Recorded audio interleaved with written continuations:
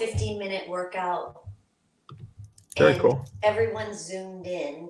They Oh, yeah. to their own music, and Very then nice. hear me, and I'm giving all the intervals.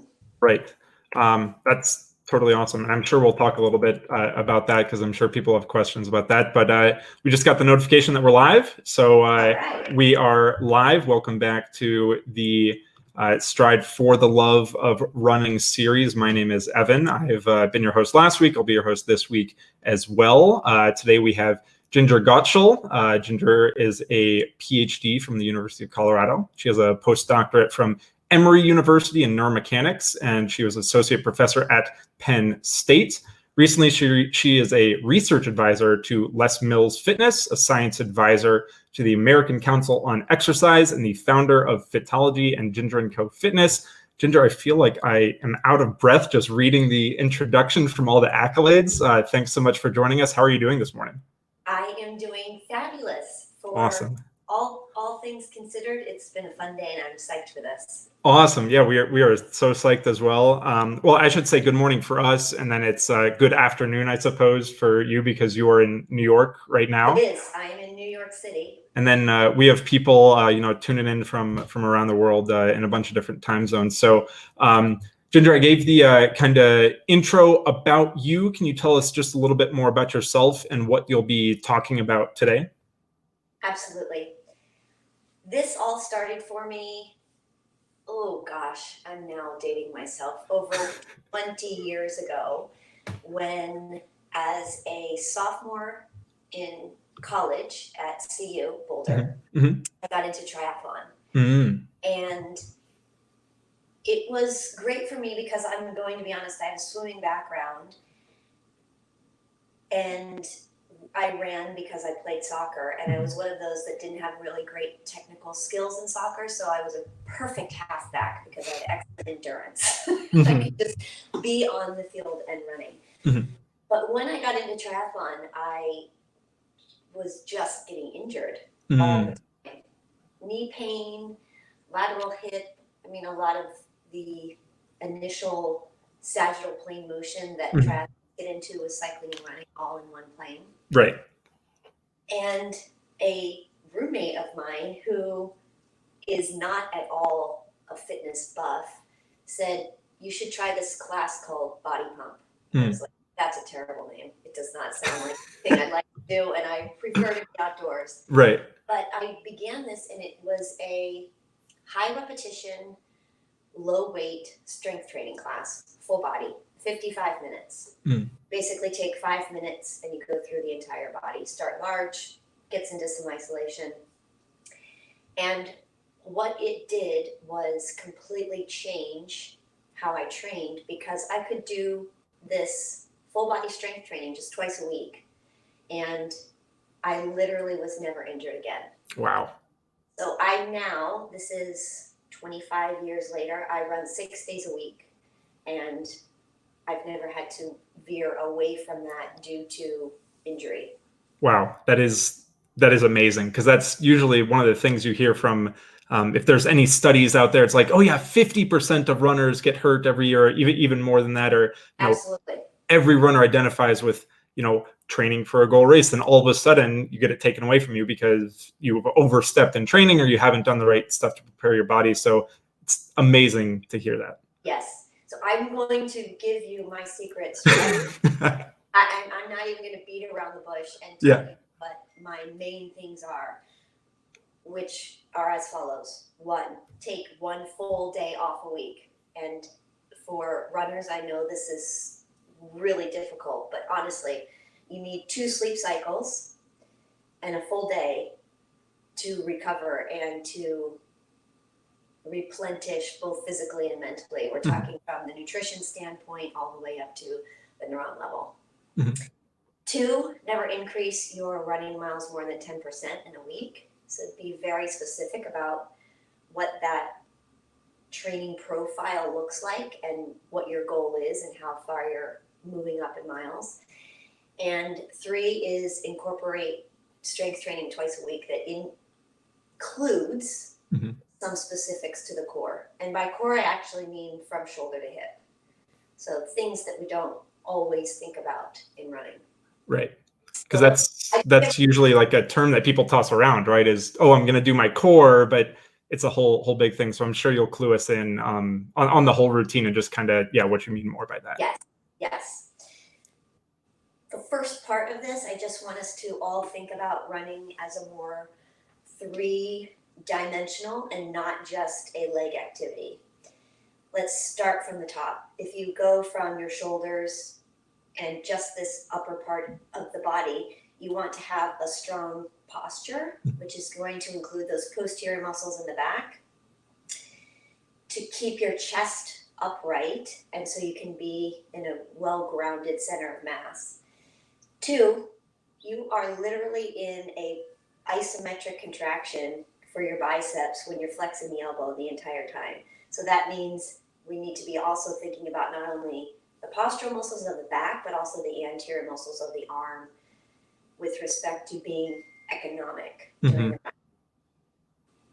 Then if we get to this whole torso area, there's a lot going on when we run here. It's not just staying in one plane. There's this rotational movement, which is going to incorporate what I call the 3 dimensions. You've got your anterior core, the posterior, which is the erector muscles, and then your obliques here at the side. So you have to focus on the whole torso. Then you get into where things really increase your risk of injury once you get to the hips. Runners are really strong when it comes to the hip flexors and more on the quads. This is a lot because when we run uphill or when we're going faster, the quads are dominant. We need to focus more, though, on the hip stabilizers, specifically the glute med.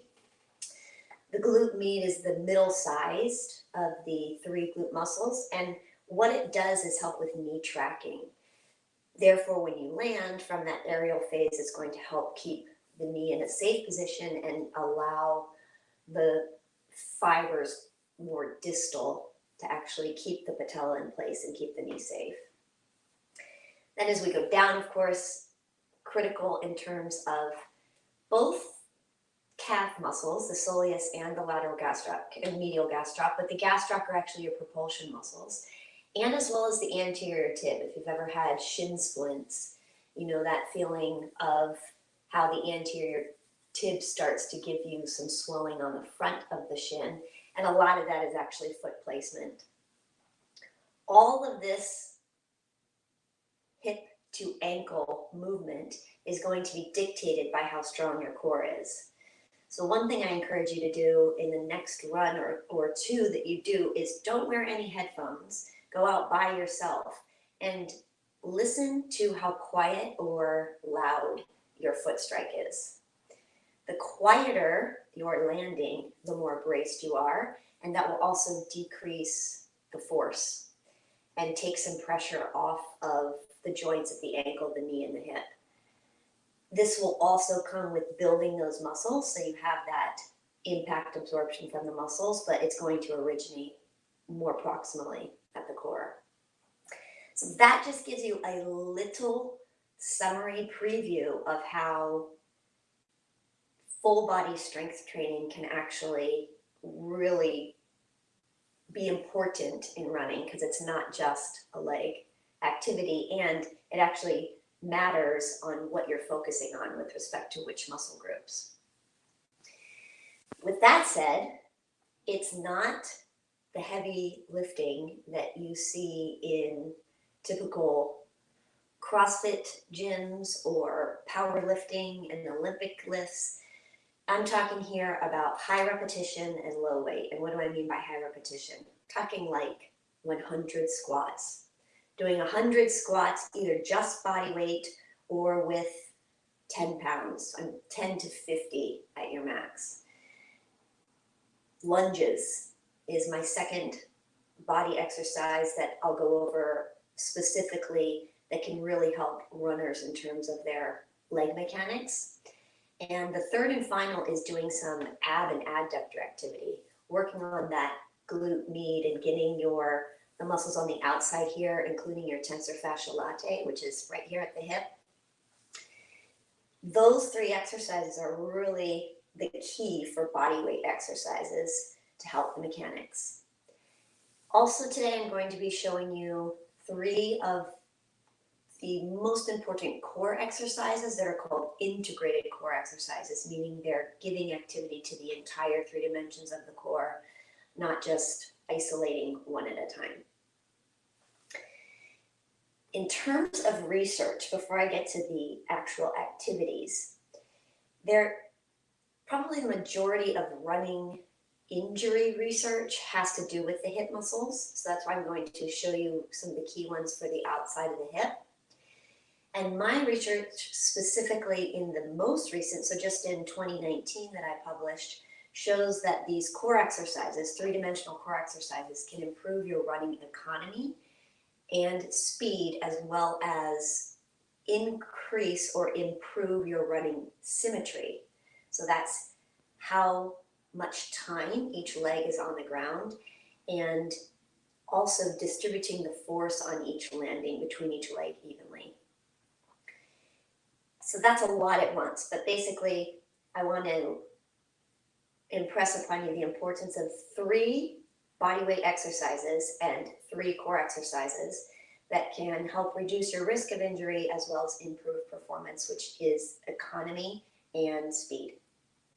So with that, any quick questions before I show you some of these exercises? Yeah, I have 2 things that I want to mention very briefly. One, if you're listening to the audio version of this, we'll be posting a full video recap of this as well. So this is going to be a very interactive demonstration, I imagine. So if you're listening to it, you can kind of get a general gist of it, but we will have a full video of this. Is something that I do want to mention. And then, well, I guess I have 3 things.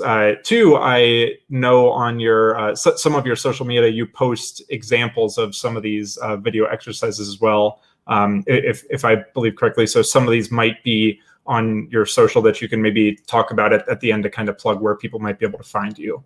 Absolutely. At Jinger Fitness, I have links to these exercises on both Instagram and YouTube. Mm-hmm. Awesome. And Jinger with a J.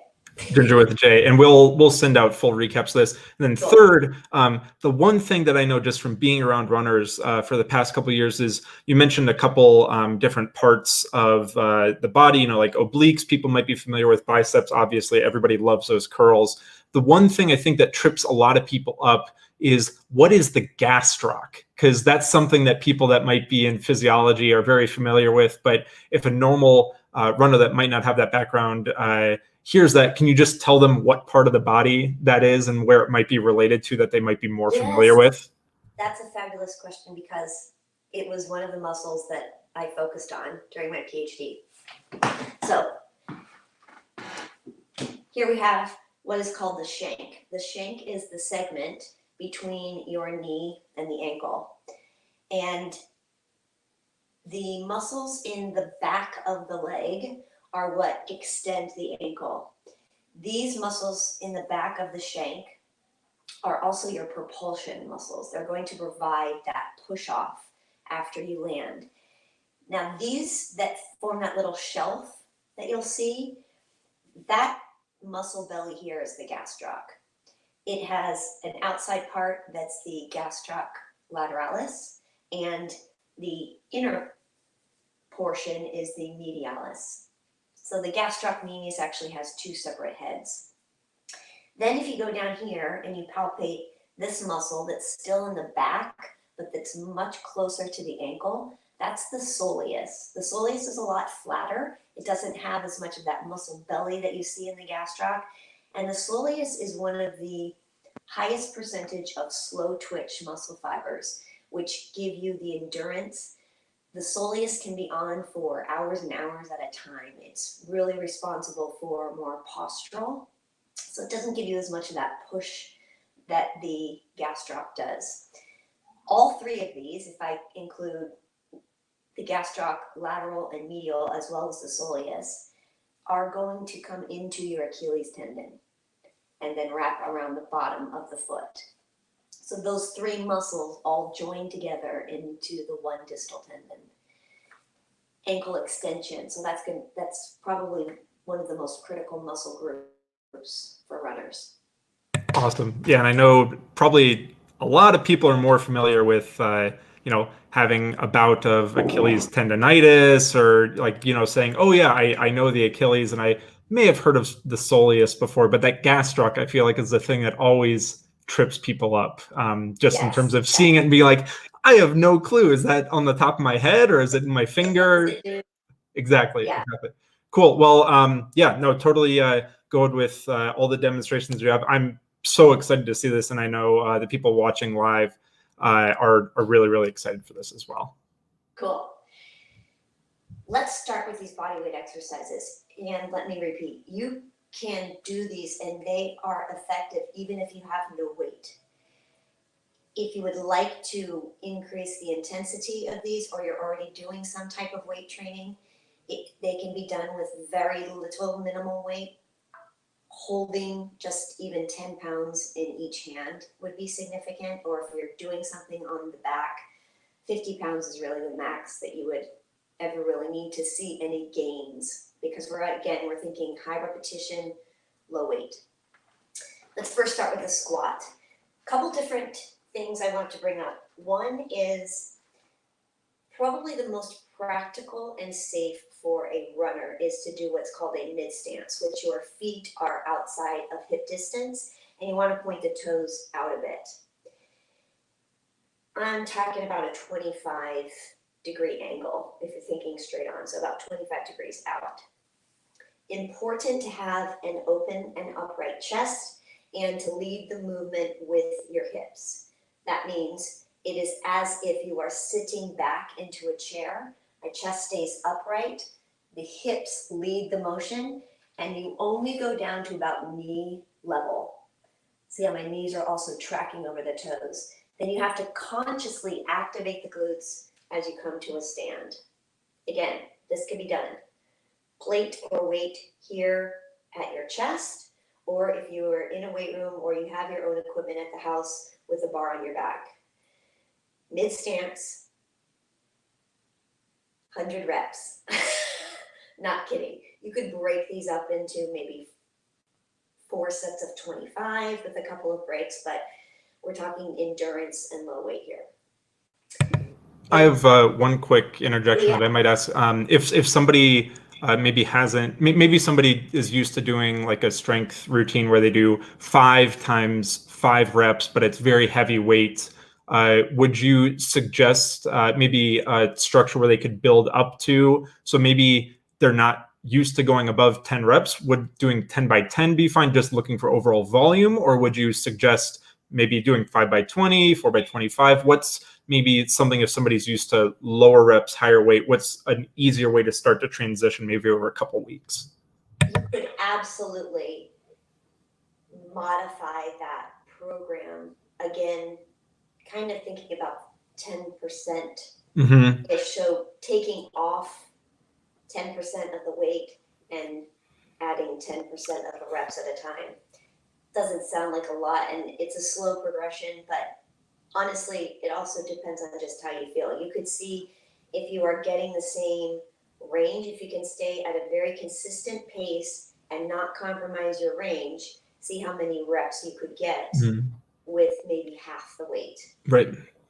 Take a nice break and then work your way up. However many you get in a set, then just continue to take those work rest intervals until you get to 100 reps. All right, next is probably the trickiest that I don't want to make any assumptions, but from what I see is an exercise not typically done properly. This is the lunge. The lunge is a fabulous exercise to target the medial glute. So again, we're talking about knee tracking here. It's one of the hip stabilizers. Best thing to do is to actually come down into a 90-90 position. What does that mean? That means that the front leg, your knee is at 90 degrees. The back leg is on the ground, knee at 90 degrees. You tuck the back toe under and lift up. That is the length between your feet, and most people don't have this length. At this length, it would be literally impossible for me to drop my heel down in the back. That's how you know you are in a safe position. The lunge is led with the back leg knee until the front knee goes to 90 degrees. This does not mean this knee touches the ground. In this position, I should be able to see my toes and the front knee is stacked over the ankle. You lift up by driving through the front heel and activating the back glute. If you have a weight, the weight goes in the hand of the leg that's going back. That's going to maximize the glute med activity on that. So this is both legs though. As I lower down, drive up through the front heel, I'm actually getting some hamstring here, glute here, and the quads are firing actually in both directions. So it's a win-win altogether. Awesome. And how many reps would you do for that one? Is it the same sort of volume that you'd be looking for? Same 50 on each side. 50 on each side. Awesome. And then could you show that setting up positioning just one more time, maybe with a little bit of instruction, just say, maybe here's this cue, here's that cue, just the progression towards getting in the right position? Absolutely. Let's go over it again. This doesn't have to be done every time, but in the beginning, it really helps. A couple of additions. So you set yourself a 90-90, front knee 90 degrees, back leg 90 degrees, and your front foot is hip distance away from the back knee. So you're actually hip distance apart if you're looking from that angle. You tuck the back toe under, press up through the front heel, and there's your start position. In this location, you could then grab the weight as you're lifting up. Then you drop the back knee down until the front knee is at 90 degrees. Push through that front heel and drive up. Another thing, once you're down in this position, if you have two small weights or two blocks or two of anything, you could put one at the front toe and one at the back toe, just so you were aware of what that length is if you were doing multiple sets, so you didn't always have to come into this set position. This is just a great way if you're starting to want to do a lunge properly, that you would get into position.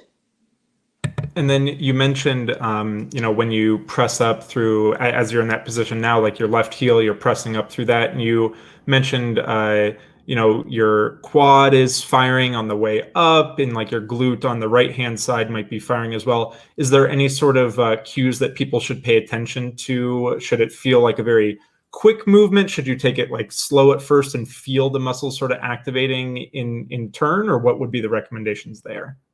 In terms of speed for all of these, you always want it to be in control and maximize the range. That means, in terms of range, you want to make sure that this front knee gets to 90 degrees and the front thigh is parallel to the ground before you start to drive up. And everything should just be very smooth and controlled. I'm actually not as worried about pace here. If you were doing a strength workout that you wanted to be more of endurance and speed, you could do that with lighter weights. But for the most part, it's just being in control and maximizing the range. So I'm not as picky about the speed. That can be much more individual.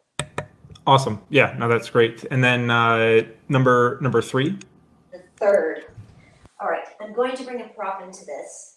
This is not required, but this is just a resistance band with handles. There are resistance bands that you can get and that are just a piece of elastic, and you could simply take one of those and wrap it around your hands. But there are 2 options that I want to show you, even though it's kind of targeting the same thing, one with equipment and one without. The first one I'll show you is with the tube. If you've got any sort of resistance band or tube, all you're going to do is step into it, and this does need to be done with shoes. Cross the handles or cross the band if you're just using the elastic without handles, and then lift it up to your hips. The exercise from here to isolate the glute med is very simple. You're going to sink down into just a very small angle squat so the weight is in your heels, and take the leg out and in. And you try to keep your upper body very still. This is one of the best isolation exercises for the muscles of the lateral hip. If you don't have any equipment, then I recommend a shallow single leg squat in a different position than you may have seen it. For this, you're just going to put one leg in the front. The opposite leg is just a gentle toe down in the back, and you literally shift your torso to be in a shallow diagonal line in front of you and lift the back leg off the ground and do a single leg squat. This looks very simple. It gets extremely intense by about rep 10. You are not only helping with knee stability by training the fibers right by the patella, but all of the stability and balance is isolated here in the outside and inner hip. So it is fabulous option if you don't have equipment. That would be my third exercise for you. Awesome. And then the same sort of thing there with its 50 on each side for a combined total of 100 reps. Correct. And then I can't do 50 single leg squats in one set. Mm-hmm. So I have been doing this now for over 10 years and I still can't get. I have to take at least one break. I can sometimes get a very quality 40, but it's pushing my limit once I get past 25. Awesome. I guess two questions I'd have for this one is if somebody did want to get the prop that you were using, what is that type of band, or would you have a recommendation for using that if somebody feels more comfortable maybe having sort of like that device that they can kind of interact with? Yeah, the handles are nice. This happens to be a Les Mills, and I'm going to talk about where you can find some online classes that are going to have all of these exercises in one 30-minute class. This is a Les Mills, it's called CX Works, CXWORX. That's the class type, and you can find these on their website. They're under $20.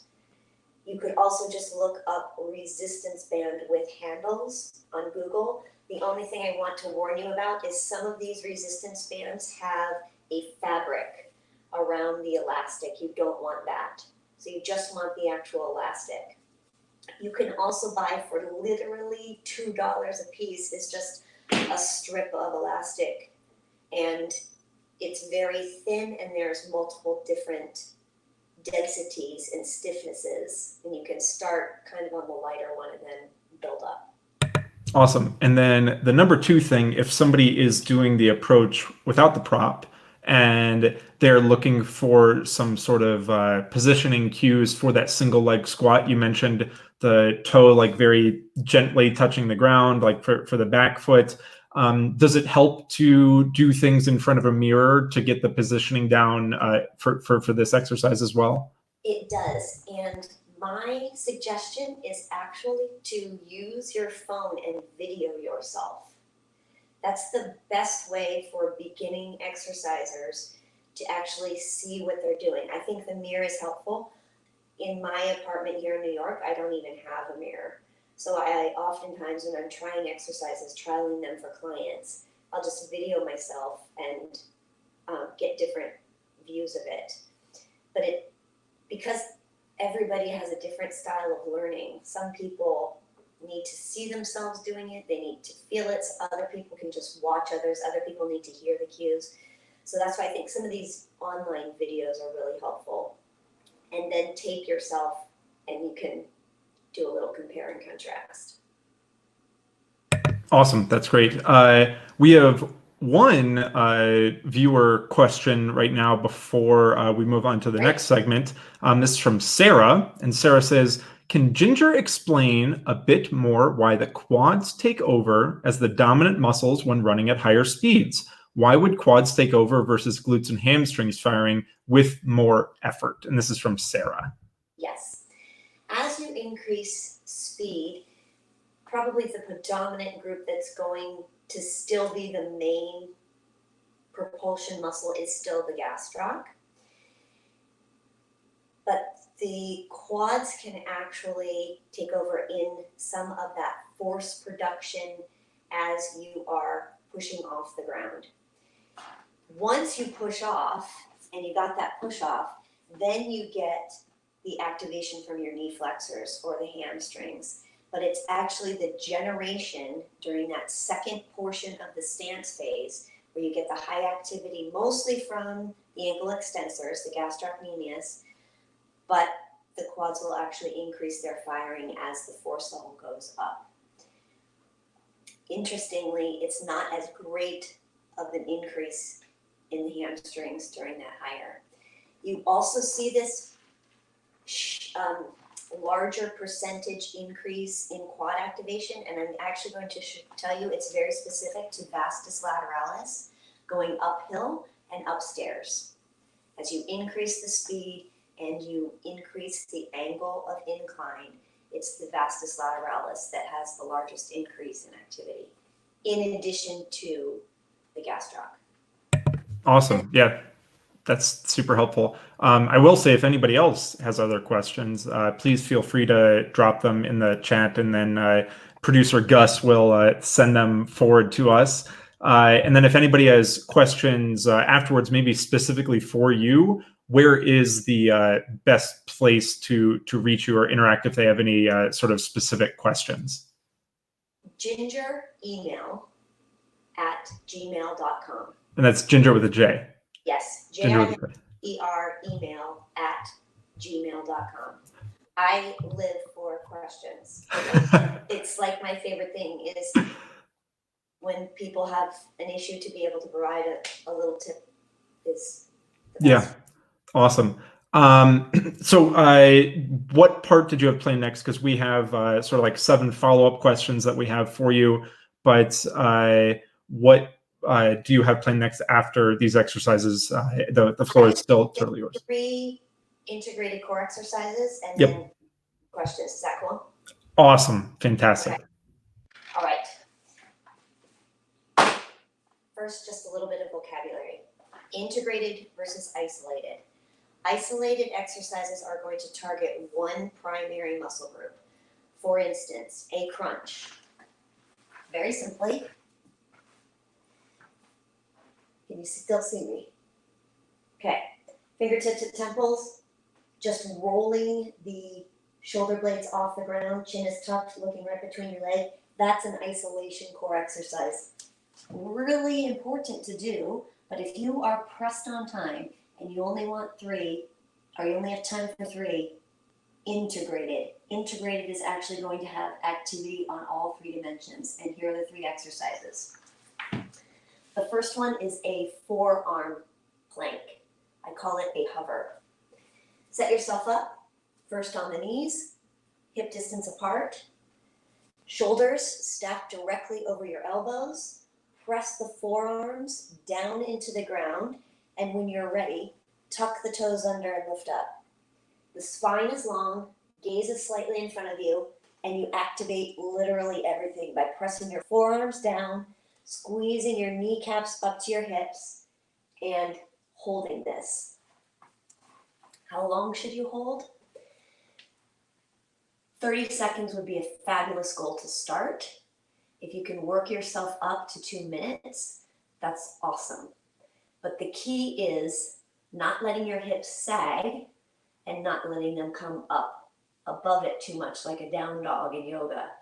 Again, having a partner there, a mirror, or videoing you is cool. The variation of this is the second exercise, is simply the same thing but done on your side. So you can get into this forearm plank, hover position, then bring one fist towards the side you're going to open and lift up. My feet are staggered in a scissor. This can be also done by just stacking them, but the key is having the hips lifted off the ground. If this is too much, just like the forearm position in the center, you can bring it down to one knee. You're getting 3-dimensional work, but it's actually doing a great job of firing up these lower obliques from the bottom side. So you would want to do similarly 30 seconds on each side would be a great start. Working up to a minute if you want to take it up to the extreme at 2. Fabulous. Third and finally, a bridge. You have no idea that this is actually such a fantastic exercise again for the glutes.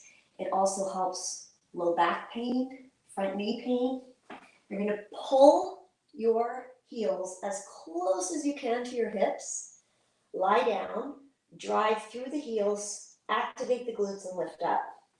Pull the shoulder blades in so there's nothing on the ground other than the top of the shoulder and your triceps. You could make this dynamic by lifting up off your heels or doing some lower and lift repetitions. Lower and lift, we're again going to shoot for those 100 reps, or you could make it static by just lifting off of your heels, activating your glutes again for the 30 seconds, working up to a minute, going for 2 when you're the expert.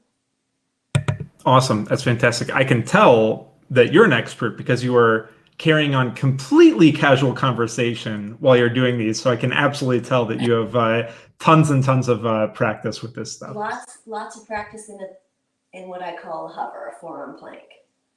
Awesome. Cool. Well, those were great examples. I think those are maybe activities that people are used to seeing, but maybe don't think that it's enough, right? So think you have to make it really complicated, do all these complex movements, but what you're showing is that you're literally just trying to integrate the different, like you mentioned, the 3 dimensions. You're trying to integrate those all together instead of just doing, the bicycle twist or the movements where you have to just turn constantly. If you're just activating these muscles and holding and building up to it, it's enough, is what you would say.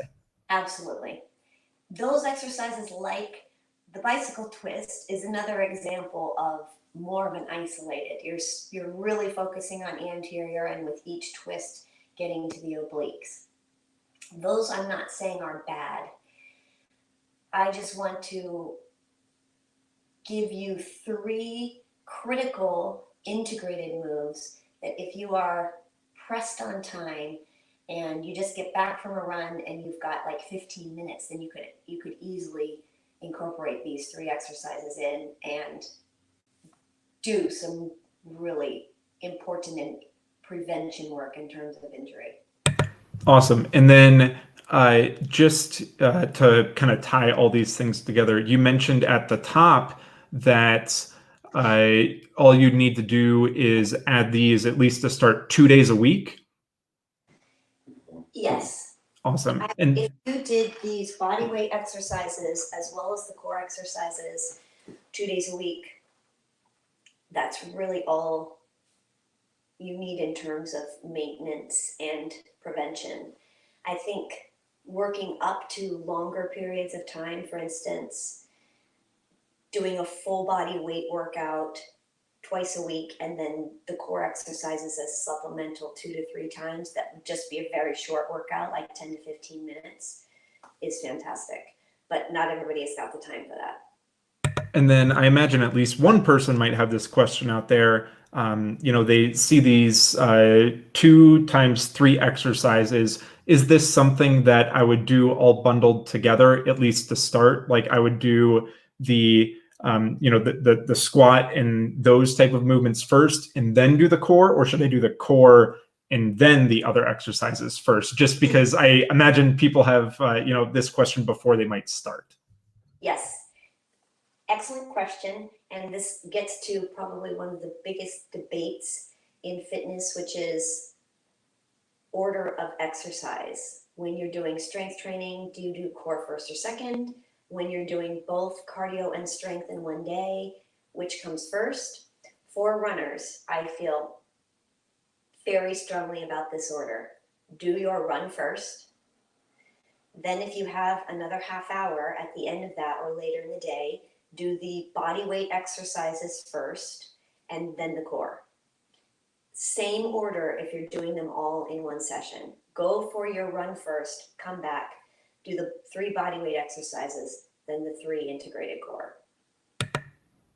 Awesome. And maybe one follow-up for that is, let's say I do my run and then I do my body weight exercises and then I have to hurry off to work, have a great time at work, and then I come home. What sort of warm-up would I potentially need to do if I were to do this integrated core in the evening, and I still wanted to check the box, I still wanted to get it done that day? Is there any sort of light warm-up you might suggest for this? Yes, you really only need 3 minutes. I call it an accelerated warm-up, but 3 minutes minimum.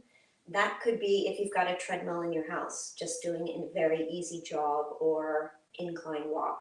If you don't have a treadmill, I don't, then it would be doing some very easy, faster squats or easy jog with some high knees on the spot. But get moving, get the heart rate up, feel that warm sensation. You just want to be on the edge of breaking a sweat before you go into those core exercises. Awesome. Cool. We're going to go into some of the follow-up questions we have. They have partially already been answered with your great presentation. And then we will ask any of the question and answers from the viewers right now. So our first question was how to start. You answered that by giving us 3 exercises. And how do you prioritize body weight exercises, resistance training? And then maybe one part of this is plyometrics. Can you talk maybe a tiny bit about plyometrics if people normally do that, how this fits in that equation? I can. I would be happy to chat with individuals about their schedules, but plyometrics is absolutely a dimension that I encourage advanced runners to incorporate into their training.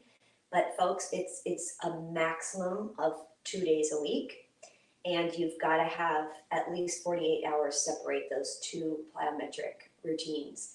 And when I say plyometric, this has got to be intense. It can be body weight. It can be things like tuck jumps. It could incorporate things like a plyometric box or bench. It could be doing some bounds upstairs. Those are all options. But if you're going for a real plyometric workout, you've got to go for it. And I'm talking 85% of your max heart rate in this. Incredibly helpful with respect to, especially if you're on the shorter distance of the endurance phase. We're talking 5-10Ks. You can really see a big difference with this. This is going to help with propulsion. But it is something that really breaks you down. So you have to be careful about when you do it and how often you do it. Awesome. So our next kind of follow-up question was where to look for improvements. We often see that a runner who performs supplementary training, they might immediately see a boost to similar metrics like things that Stryd records, like ground contact time, leg spring stiffness. However, for runners who are not yet running with data, what should runners look for mentally to see if they're experiencing any benefits from this sort of routine? Should they be getting leg soreness? Should they be able to reach a higher top end speed? What kind of improvements might they be able to see? I think the most visible would, yes, top end speed. I would definitely expect to see a difference, especially that's what some of the data from the core study showed. And these individuals were doing, they worked up to 3 times a week, but they were doing 2 to 3 times a week of 30 minutes of integrated core. And they saw differences in their top end speed as well as economy. How can you measure economy? Use one of your regular runs that is primarily interruption free, meaning not a ton of stoplights. Maybe this is done on a treadmill. Maybe this is done on a track. I have one that I use that kind of outlines some parks in New York City, so I avoid lights. Use that route, that distance, and run it. And if you have a heart rate monitor, awesome, because what you would see is maybe you get the same time, but your heart rate is at an average lower. So lower average heart rate for the same time. If you don't have a heart rate monitor, then running it and seeing your improvement in speed, meaning shorter time to get the distance done. Awesome. And that kind of goes hand in hand if you have, maybe, you use a heart rate monitor in conjunction maybe with Stryd. You might be able to see, ground contact time, some things that we normally see if somebody has a sort of device, but they should be able to, even if their only thing is a stopwatch, or look at the microwave before you leave, and then when you come back, look at the microwave and see how long it took you, something like that. So yeah. Would you say that also, like, let's say I was running in Central Park and I noticed up one of the longer climbs there, it might feel maybe easier, or I should notice a difference over a couple week time period? Would be able to, like, the ability to run hills easier? Would that maybe be something you could pay attention to? Definitely, yes.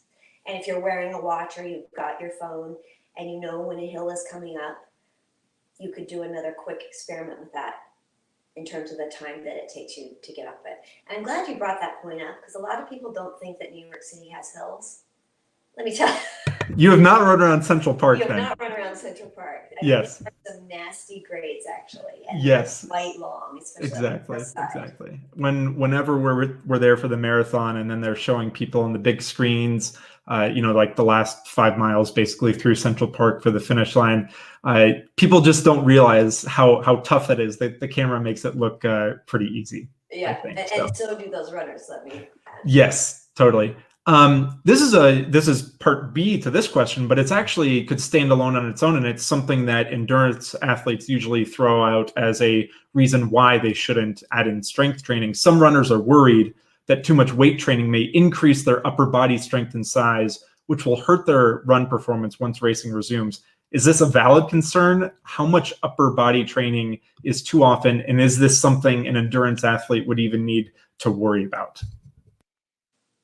To be very honest, actually, yes. If you build up your upper body mass to the extreme, it could actually hurt your running in terms of extra weight and not where you really need it. But in all honesty, this is very difficult to do. You would be needing a strength program where you probably were not running very much because you want to actually add mass. You'd have to have some significant changes to your diet with respect to protein intake and when you're taking it in. And it would be massive weights for very few repetitions. So the program that I would recommend with respect to strength training is not going to give you that additional bulk. It's physiologically impossible to get huge from that type of workout. So instead, it's giving you the long lean and giving you more endurance that you could utilize to make the running itself more economic. Awesome. Our number 3 question here is, should these be done year round? With many runners around the world at home, there's an increased focus on doing these kinds of exercises because you're stuck inside. However, many of the exercises you describe sound like they could be performed year round, even if you aren't relegated to your house. You might be able to do them at the gym. Are these drills and exercises that runners should be performing year round, not just at this time where they're stuck inside? Right. Absolutely, core training should be done year round, minus probably the 2 weeks of tapering before a very large event. And then you could still add in a minute or two of the forearm plank or planks after a run. That's not going to be detrimental. If you do start to incorporate any actual weight training into the routine that's significant, meaning you are doing 2 50 to 60 minute full body strength routines and incorporating that into your training, then I would just take it out of kind of your race season. Maybe that 3-month block where you've got a couple of peaks. Just reduce that strength training in that block, maybe then only make it body weight and you take them both down to 30 minutes. But if you're actually using weights, it doesn't necessarily need to go into that peak performance stage. Awesome. Our number 4 is where to find visual instructions. You briefly touched on this before, but what's the best resource for runners to get visual instructions on the exercises that you're prescribing? How can a runner ensure that they're doing these exercises correctly? So I think we already talked about this, but again, just to kind of sum it up and give a concise answer on this one. Yes. Although I'm obviously biased, I do think the American Council of Exercise has excellent articles and videos that are just showing a little bit about form. The second one is Les Mills On Demand. This is a $15, I think it's $14.99 a month, on-demand exercise platform that has the body pump class in all variations of time, so from 30 to 55-minute versions, and the CX works that I spoke about that I actually studied in terms of runners, symmetry, performance, and economy. Those are the best online methods. And I can say the Les Mills has incredible verbal explanation of all of the exercises. It also gives you variety in them. So they have hundreds of workouts on their platform. Life Fitness is another one that's coming up in the market as having really helpful videos with great visual as well as verbal explanations. And then you can also go to my Instagram or YouTube at Jinger Fitness just to see some very specific and technical explanations both on text and video. Awesome. So we talked about this with basically the one prop that you used during the last exercise, but what's the minimal viable equipment required to perform these exercises? Or are there any limitations if you're without equipment, if you're just, completely unassisted, you're literally only doing body weight or using your body to interact with all these exercises? It can absolutely be body weight only. You can increase either the speed of the exercise or the number of repetitions to still get that overload training effect. So there is zero stress. And as you can see, I only have a tube here at my house. Now, I will admit, due to these restrictions, I have a set of weights coming in, and all I got was 2 5-pounds, 2 10s, and 2 15s. It actually comes in a set that you can reduce the amount on each side.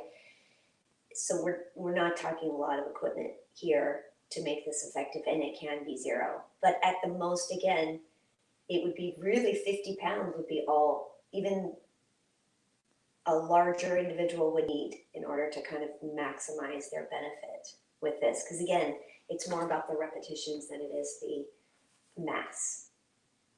Awesome. There's been a pretty good trend going around. I don't know if you've seen on social media, but of people like squatting their pets or picking up, maybe somebody that lives in their house and doing that. So you can definitely improvise if you need the equipment, and maybe Amazon is delayed with shipping a day. You can definitely improvise around the house. Yes. Honestly, the best thing is 2 milk jugs that you fill with varying amounts of water, depending on what exercise you're doing. They're so easy to handle. You can actually kind of flip them over your shoulder, so you can have 2 of them. For squats, you can easily hold it at the handle on the arm of the leg that's going back on lunges.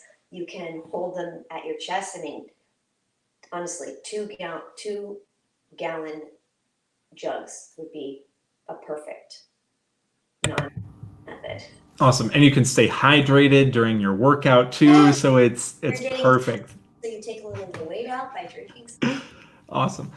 So let's say somebody was doing these exercises and they started doing it for a couple weeks time, build up to a couple months. If you want to do more advanced supplemental training, are there certain workouts that you should do before your run or immediately after your run? So you kind of gave your thoughts on what you should do before to warm up for any activity, and then the order, you mentioned specifically the order of run, and then do the strength, and then do the core. But let's say somebody has been doing this and they want to add in maybe a dynamic warm-up routine or more strength stuff. How does that kind of fit in somebody's schedule? In terms of before the run, the only other addition I would see, other than maybe doing some of your warm-up activities before you go out, is some dynamic mobility. That would mean things like a Hindi squat. And everybody's familiar with that. That's just a feet outside hips. Take your feet outside the hips, sink your hips all the way down, roll the shoulders back. Good for a little knee stability to have your elbows out, hands in prayer, and just kind of rolling around.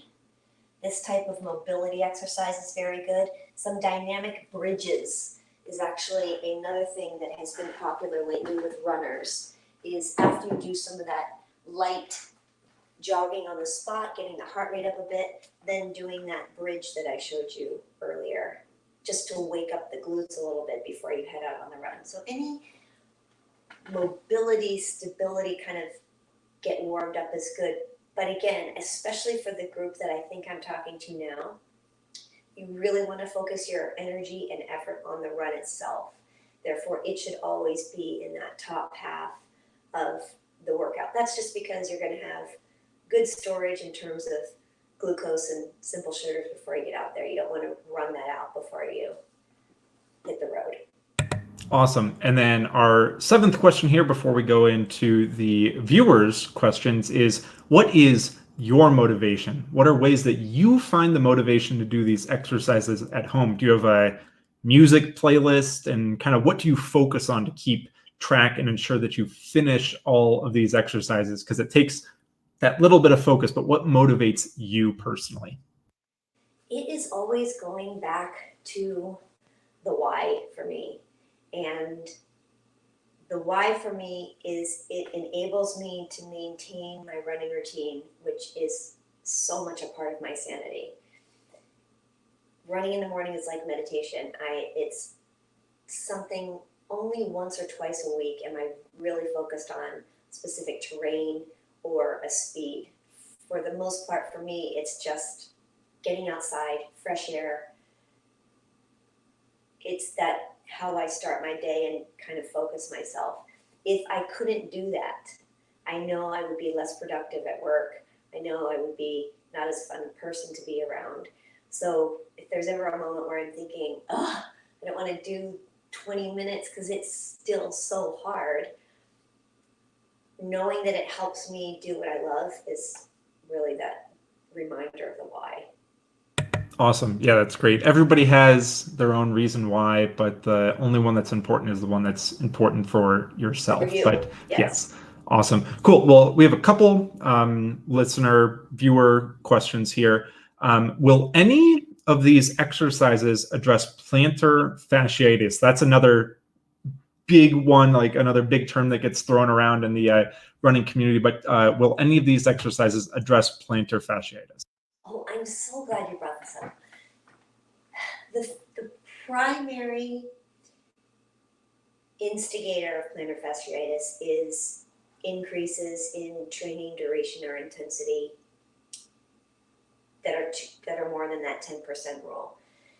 So if you, especially now, I think people are finding that they have more time in their day, and even I am a prime example of this. This morning, I thought, you know what, I could add on 2 miles because I don't really have that much right at the top of my day. And I stopped myself knowing that I'm going to be teaching something online, knowing that I needed to practice some exercises later in the day.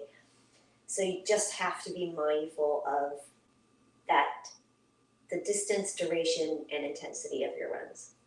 Second thing, plantar fasciitis is very linked to your gastroc and soleus tightness. Simplest but intense stretches for this, and get right into it, are to simply stand, you still see me, arms length away from the wall, lean into it, and hold this diagonal position. I know it sounds so simple, but doing that when you get back from the run, or you have a step or entryway into your house, home, apartment, whatever it is, and just dropping your heels off. And last but not least is a traditional calf stretch, which is one leg coming forward and one leg back. You want to make sure you have it both with the leg or knee extended as well as bent. So you want to kind of alternate between those two positions to make sure you get both the gastroc and the soleus. And what's a duration that you might hold those for? And should you stay in your running shoes or be in bare feet for those? You can stay in your running shoes. I would recommend them also when you get into the house and you've taken off your shoes, do that lean up against the wall if you're having some plantar issues. And sorry, I'm going to add another one in, is just making sure that the ankle stays mobile. A lot of people say write the alphabet once a day with each foot.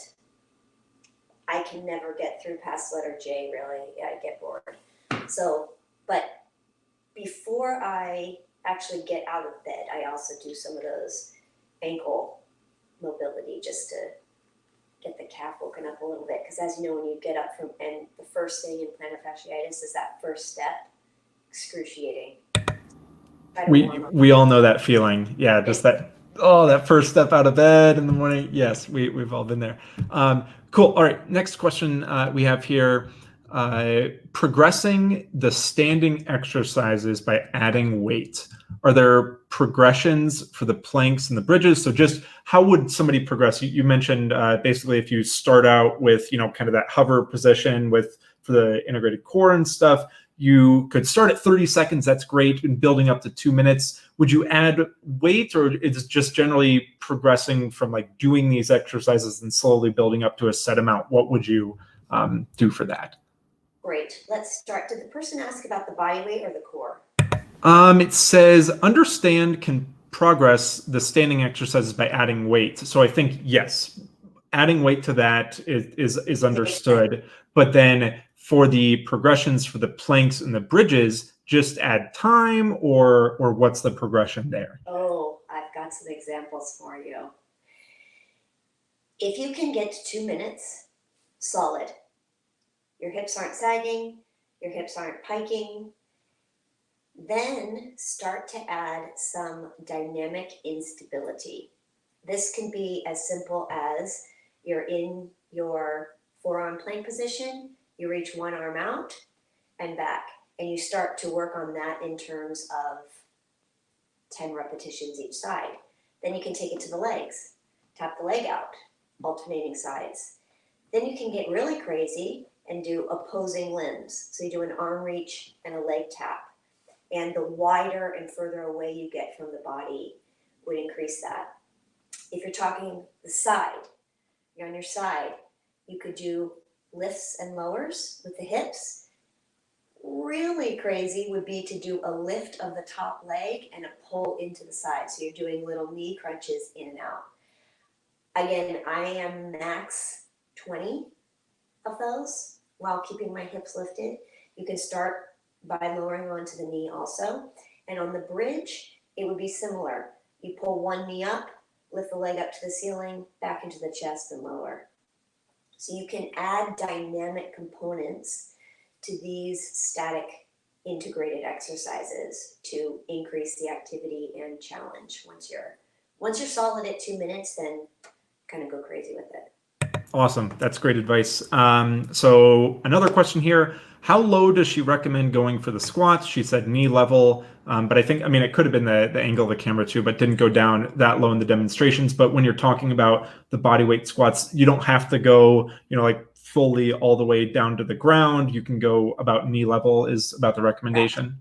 Knee level is my recommendation. Awesome.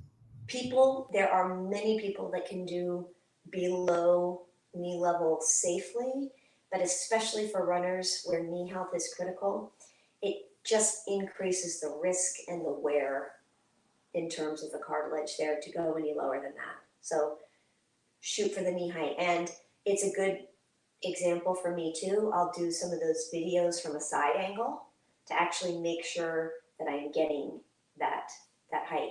And be aware too, when you're videoing yourself, you can look at it. So you're getting a real-time feedback, and then you can watch it later. So. And then do you use any sort of special software or apps, or do you usually just use like the camera app on your phone for that? I just use the camera app on my phone. And you can put that grid on there too. That sometimes helps with angles if I'm trying to be very specific. Awesome. That's great.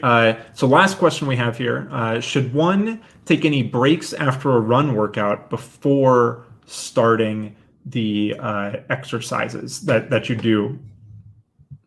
That is really up to you. I definitely recommend when you get back from your run to make sure that you're drinking some water before you go into these exercises. But then it's going to be based upon how intense and long was your run and will the exercises you're going to be doing quality or not? If not, then take a break, but make sure you warm up again before you do them. So once the core temperature comes down, or once you've eaten, then it's a start over. If it's less than 10 minutes, then you can go straight into the strength or core exercises after a run. And one follow-up that I have based on that, because I know somebody's probably going to ask this question, if I have 2 workout days per week, should I do these exercises on my intense days, or should I move them to a day where I'm doing nothing but like a recovery run? What would you kind of recommend?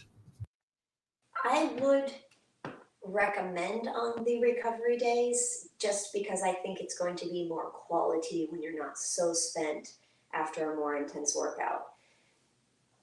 But honestly, it just depends on when you could do them with quality. And if you're in that mentality of that harder day, that you want to bump that up into it too and kind of make it a full package, go for it if you can still do it correctly.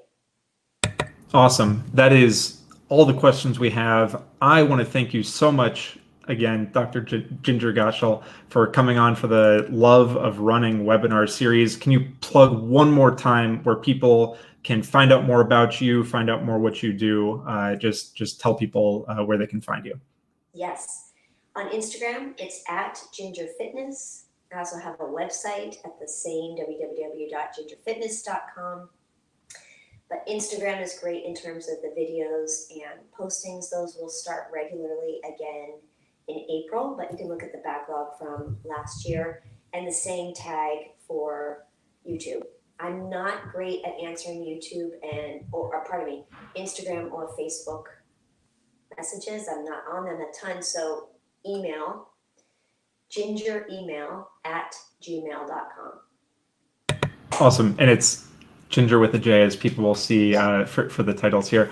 Awesome. Well, thank you so much. This has been this first live stream of this week. We hope everybody out there is staying healthy, staying motivated now. And now that you have a ton of great exercises to add in, we're really looking forward to this next week as well. So thanks again, Jinger. We look forward to people asking questions. All right. Thanks, everyone.